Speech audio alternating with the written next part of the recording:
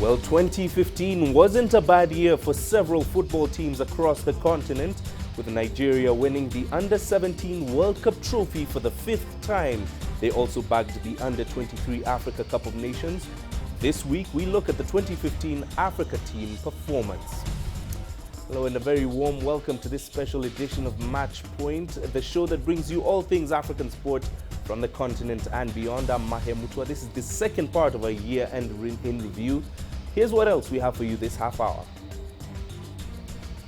After a shaky 2015, South Africa's Springboks hope things will be better this year. And we bring you the key sporting highlights from the international scene. Well, indeed, Africa has had mixed fortunes in the world of football this past year, from the triumph of the Nigerian Under-17 team at the World Cup to the elevation of African football chief Issa Hayatou to the top seat of the World Football Governing Body. The continent toasted to good progress, but also had its fair share of low moments. CCTV's Sadiq Shaban looks back. Africa had mixed fortunes in 2015 as it celebrated significant milestones in the world of football, but also had moments it would wish to put behind it very first. It was a good year for the youth of Africa when Mali and Senegal finished 3rd and 4th respectively at the FIFA Under-20 Championship in New Zealand. It was an all-African affair at the FIFA Under-17 World Cup in Chile when Nigeria beat fellow African side Mali by 2-0 to be crowned the champions again. The Nigerian Under-23 team would repeat their achievement at the Africa Under-23 Cup of Nations in Senegal and qualified for the Olympic Games. It was very difficult. It was very difficult. We had a lot of injuries, but we need to play players off positions and all that. But the bottom line is we were lucky.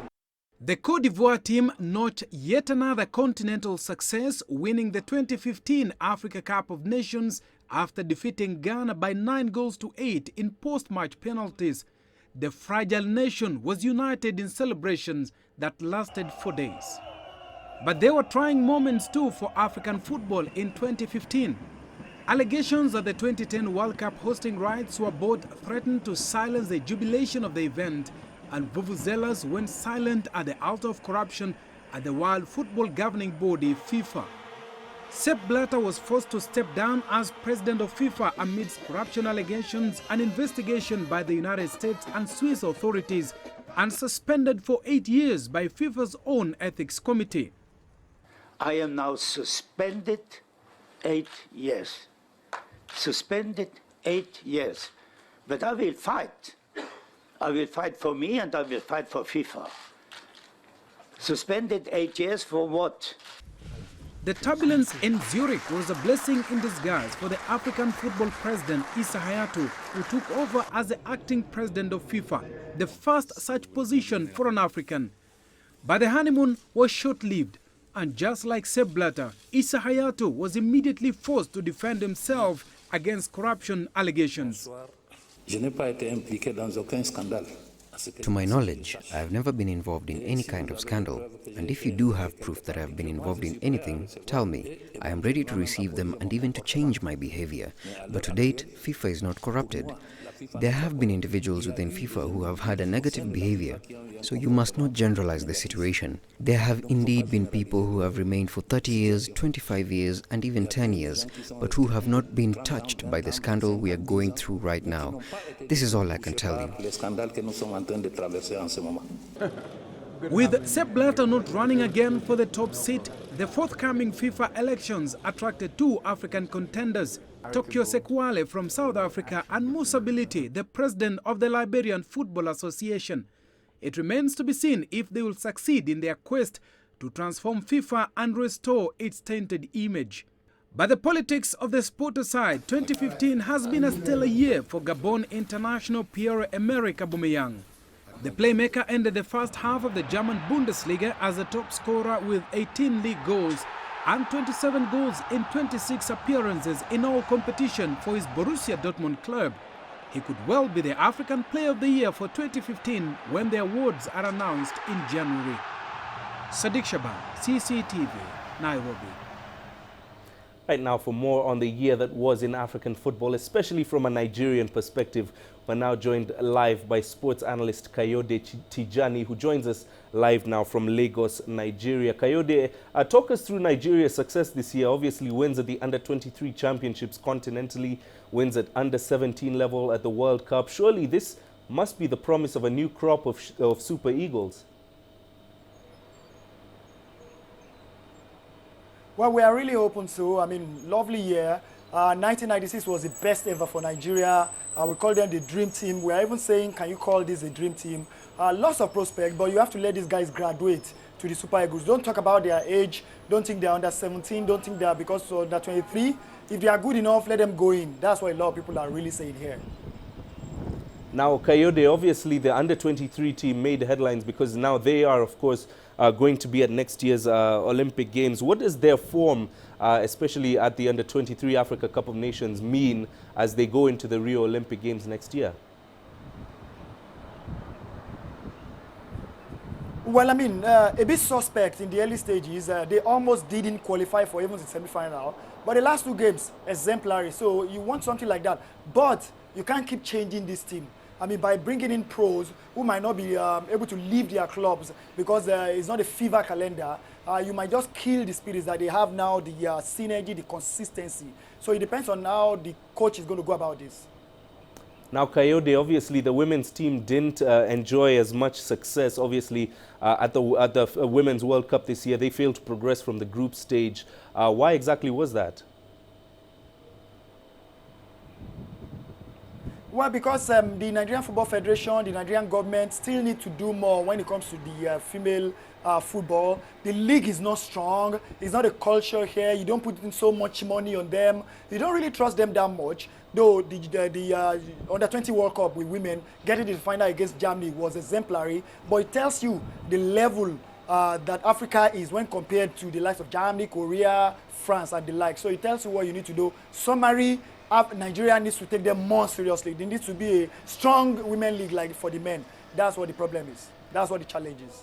And finally, Kayode, what happened continentally to the other big names, specifically Egypt's Pharaohs?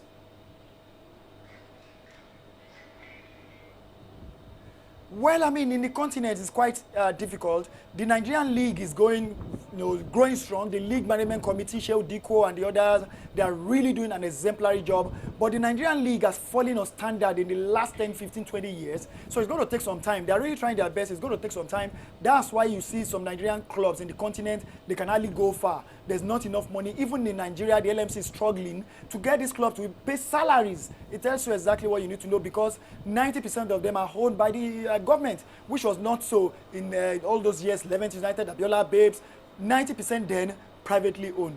There's no money in the economy right now. They are struggling. It depends. Give it some 2-3 years before it gets to that standard again. All right, Kayode, I'll ask you to remain on the line. We'll come back to you in just a moment while we talk about the ugly side of football. Of course, 2015 was also a year to forget for football's governing body. FIFA became the center of a corruption scandal that led to 27 officials being indicted, including 8 former FIFA Executive Committee members. The year also saw FIFA President Sepp Blatter and Vice President Michel Platini banned from football for 8 years over an alleged disloyal payment. CCTV's Dan Williams has that story. A game in crisis.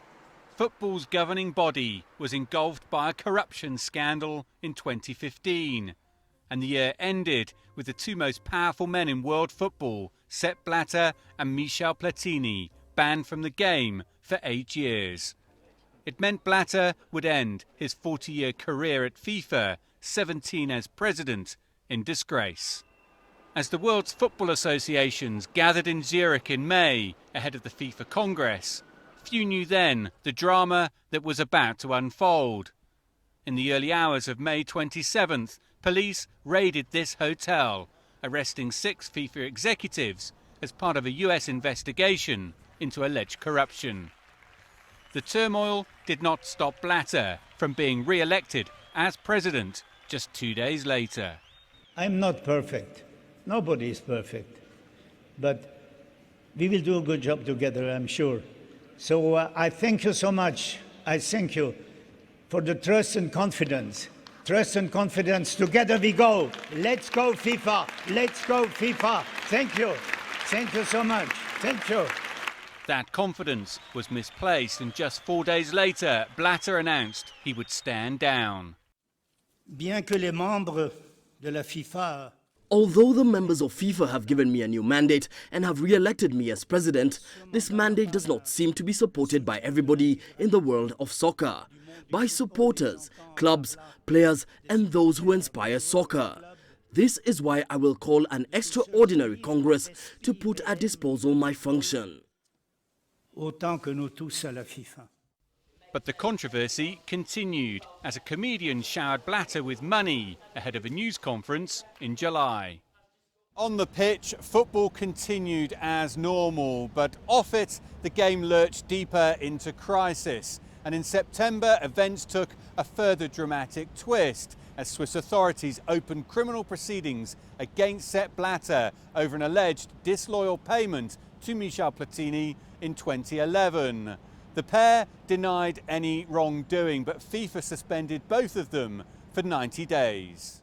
It was a devastating blow to Platini's FIFA presidency bid, but worse was to come. And in December, both Blatter and Platini were handed 8-year bans by the FIFA Ethics Committee.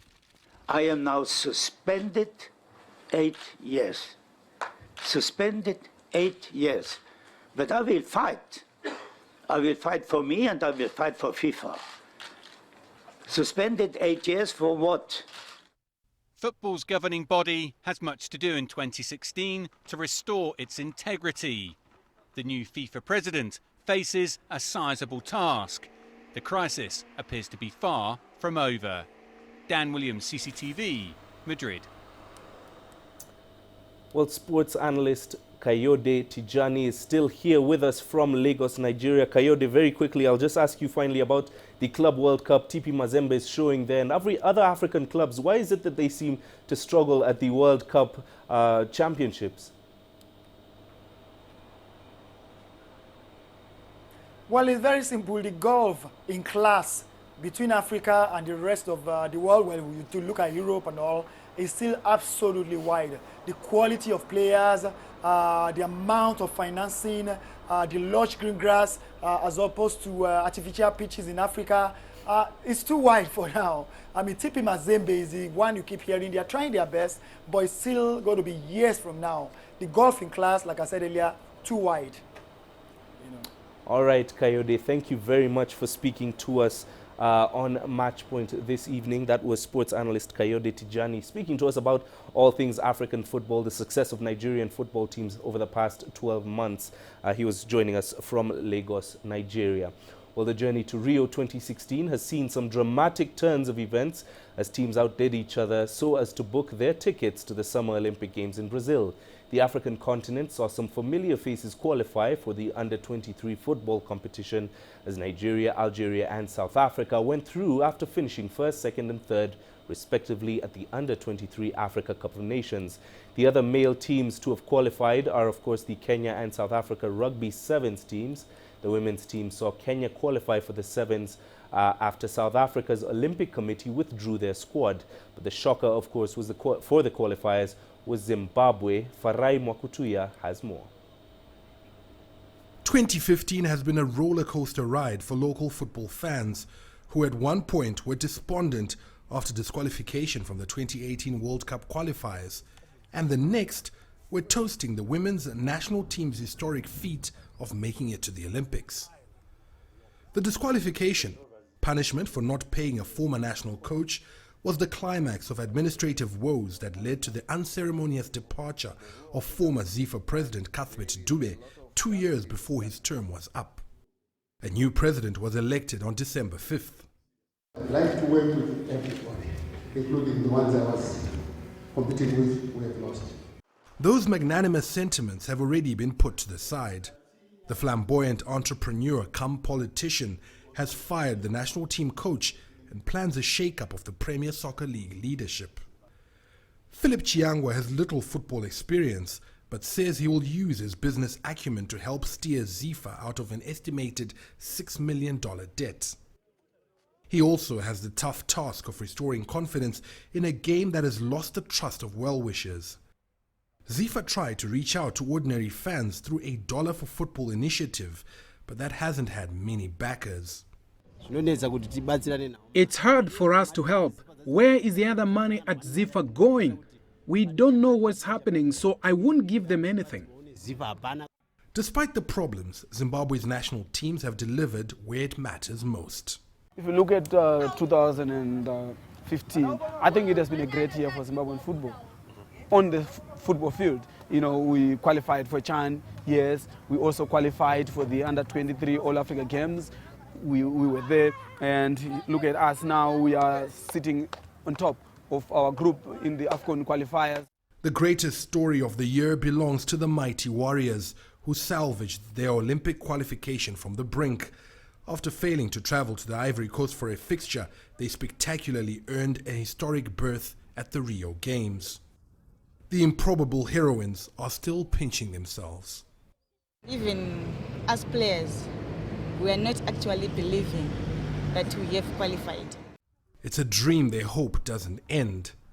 But in a few months, they'll come up against the world's best at the Games. Whether they win or lose, the mighty Warriors are guaranteed of retaining their place in the revered record books of Zimbabwean football. Farai Mwakutuya, CCTV, Harare, Zimbabwe. You're watching Match Point. Time for us to take a short break. Here's what's coming up. After a shaky 2015, South Africa's Springboks hope things will be better in 2016.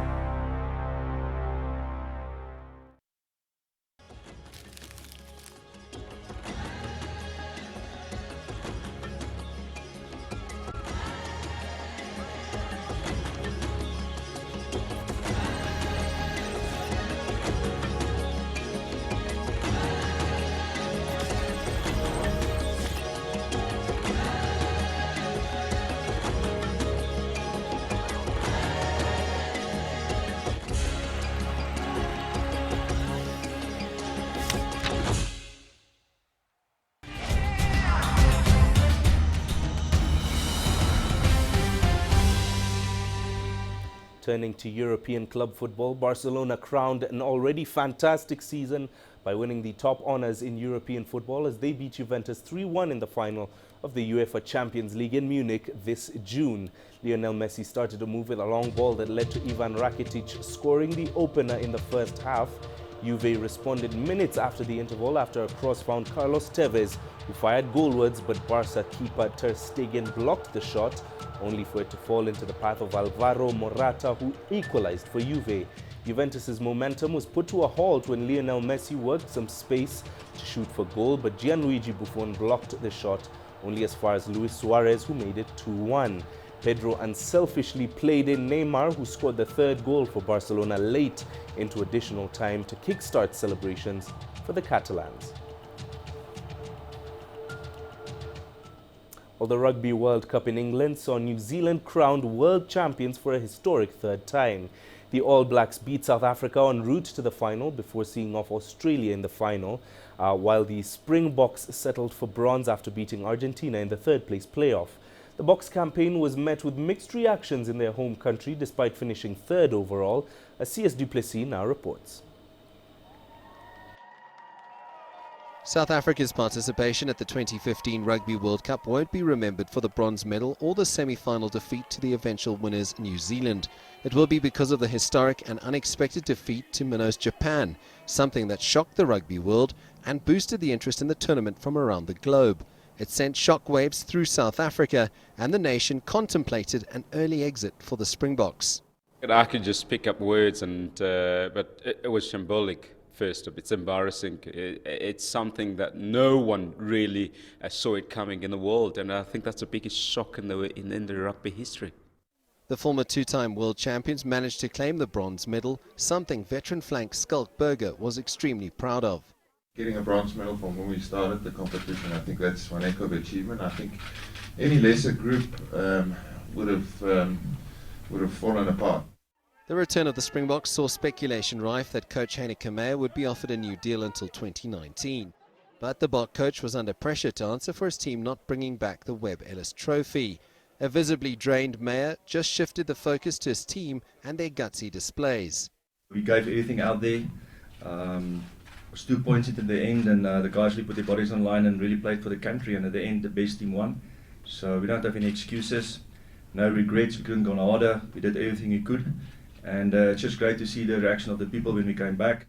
Weeks later, Meyer would announce that he would not be considered for another 4 years as coach, and without anything to show for his team's efforts at the World Cup, his tenure would come to an end. It's what's in the trophy cabinet that matters the most. I think any coach that's ambitious, any country that's ambitious, and want to be successful, measure their success by the number of trophies they've won. And unfortunately, under his tenure, we weren't able to win anything.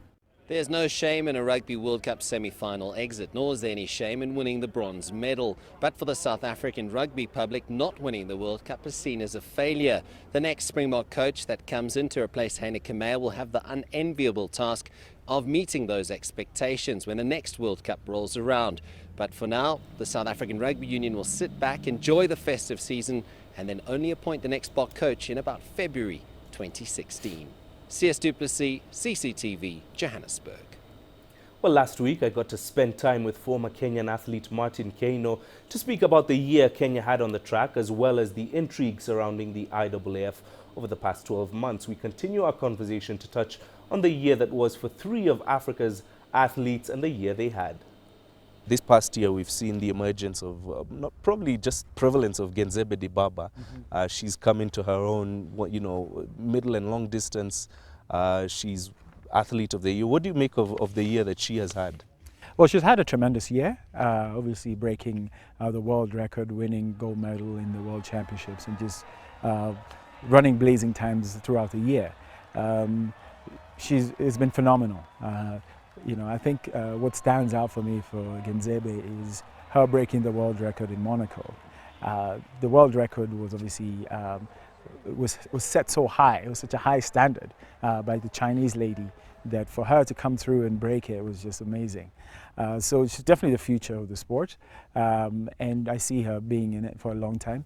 Oh, she obviously has family heritage that her sisters have excelled before. Right. So it's really exciting to see a young star coming through like that and doing extremely well. We also said goodbye to a very big name, Haile Gebrselassie, hung up his spikes and said goodbye to the sport. What do you make of that, of us losing one of the biggest names in athletics? I think Haile was he's one of the superstars of the sport, and he's had a tremendous career, very long career. I mean, in the mid-90s I ran with Haile and I helped set some world records for him, so he goes that far back. But he's just, he's really a standout for the sport, a very well-liked person, and the sport will miss this star tremendously. I mean, he's achieved so much that and run for so long that it's hard to imagine that he's actually leaving the sport. But it's good, that his exit opens up many doors, and he serves as an inspiration for not only Ethiopian athletes but for athletes around Africa. That if you're determined, you're disciplined, you work hard, you have a long, successful career. So he stands out as one of the sport's top role models, and I think the sport will miss him very much. Indeed. What about South Africa? We saw Van Niekerk winning 400 meters in Beijing, gold. What are your thoughts on that? You know, maybe now talking about a different country altogether. Yes, I mean, Africa is on the rise this year. You know, particularly now you see they're diversifying the events that we're excelling. We normally are known for our dominance in the middle to long distance to the marathons, but here we are coming through with you know, champions in the 400 meters up to the javelin. You know, so that says a lot about what's happening in Africa, and particularly the sprints, because you'd expect that the Americans, the Caribbean athletes are the ones who dominate it. So for Van Niekerk coming through to win, to beat the Americans and the Caribbeans is special. It's amazing. It just goes to show you that, you know, African athletes, you know, are talented, and with the right training and attitude and determination, we could dominate the world. And this, I think this is just a sign of things to come. You know, there's so much potential and ability for athletes, you know, and Van Niekerk just goes to show that. Let's take another short break here on Match Point, still to come. Stay tuned for sporting highlights from the international transfer scene.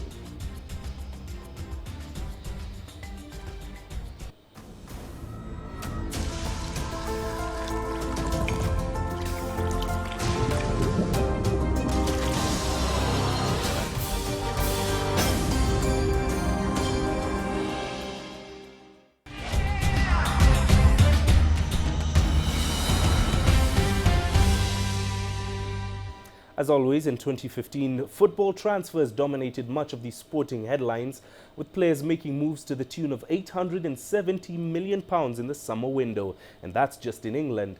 Here now is a quick overview of the big transfers that took place this past year.